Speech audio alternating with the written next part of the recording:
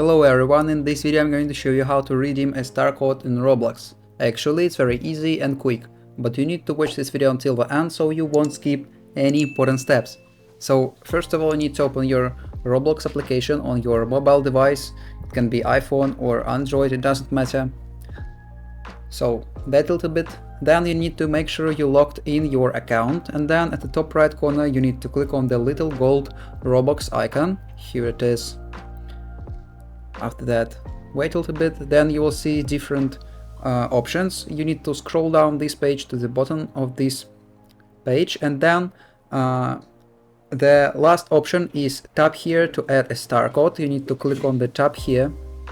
Here it is, and then you will see enter star code box. You need to click on that one box and then enter your star code, and then on the right side of your screen click on the add button. So after that your star code will be added.